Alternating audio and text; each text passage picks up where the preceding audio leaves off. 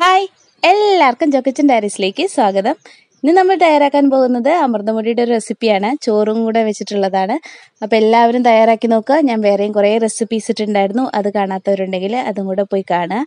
അപ്പോൾ നമുക്കിതെങ്ങനെയാണ് തയ്യാറാക്കുന്നതെന്ന് നോക്കാം. അതിനായിട്ട് ഞാനിവിടെ 1 കപ്പ് ചോറാണ് എടുക്കുന്നത്.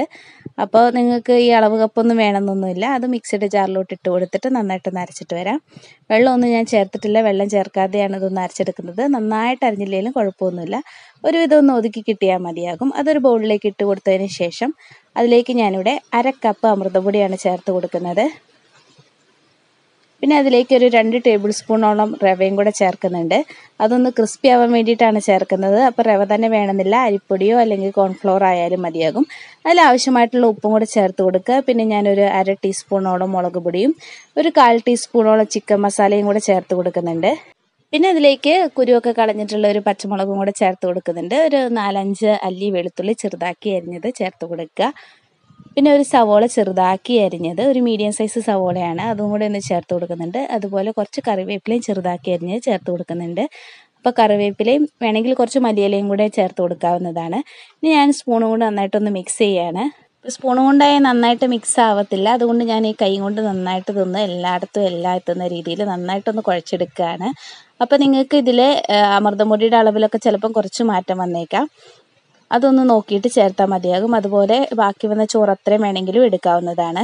ഈ ഒരു പരുവത്തിൽ ഞാൻ കുഴച്ചെടുത്തിട്ടുണ്ട്. ഇനി ഞാൻ കയ്യിലൊന്ന് നന്നായിട്ട് എണ്ണ തൂത്തതിന് ശേഷം നമ്മളിതൊന്ന് ഷേപ്പ് ചെയ്തെടുക്കുകയാണ് ചെയ്യുന്നത്. എണ്ണയോ അല്ലെങ്കിൽ വെള്ളം തൊട്ടിട്ട് വേണമെങ്കിലും ഒന്ന് ഷേപ്പ് ചെയ്യാവുന്നതാണ്. അല്ലെങ്കിൽ നമ്മുടെ കയ്യിൽ ഒട്ടിപ്പിടിക്കാനുള്ള സാധ്യത ഉള്ളത് കൊണ്ടാണ് നമ്മളിത് എണ്ണയോ അല്ലെങ്കിൽ വെള്ളമോ തൂത്തിട്ട് അതൊന്ന് ഷേപ്പ് ചെയ്തെടുക്കുന്നത്. അപ്പോൾ ഇതിവിടെ ഞാൻ ഷേപ്പ് ചെയ്തെടുത്തിട്ടുണ്ട്. ഇങ്ങനെ അല്ലെങ്കിൽ നിങ്ങൾക്ക് ഇതുപോലെ ഒന്ന് ചപ്പാത്തി റോളർ വെച്ചിട്ടൊന്ന് പരത്തിയതിന് ശേഷം വേണമെങ്കിലും ഇതൊന്ന് ഷേപ്പ് ചെയ്തെടുക്കാവുന്നതാണ്. അപ്പോൾ ഏതാണോ കൂടുതൽ എളുപ്പം അതുപോലെ നിങ്ങൾക്ക് ചെയ്യാവുന്നതാണ്.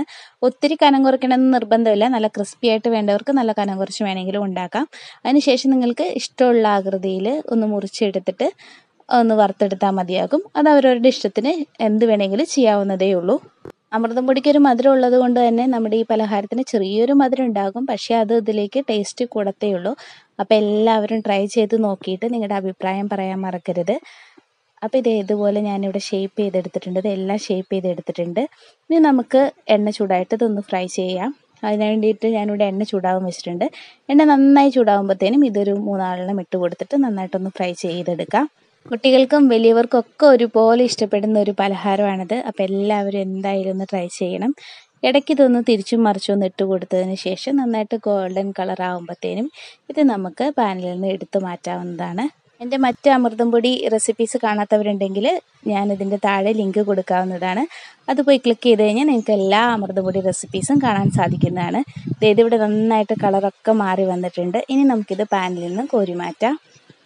വളരെ പെട്ടെന്ന് തയ്യാറാക്കാൻ പറ്റുന്ന അമൃതപ്പൊടിയുടെ റെസിപ്പിയാണിത്. അപ്പോൾ എല്ലാവരും ട്രൈ ചെയ്ത് നോക്കിയിട്ട് അഭിപ്രായം പറയാൻ മറക്കരുത്. അതുപോലെ നിങ്ങൾ ആദ്യമായിട്ടാണ് ഈ ചാനൽ കാണുന്നതെങ്കിൽ ഒന്ന് സബ്സ്ക്രൈബ് ചെയ്യുകയും കൂടെ വേണം.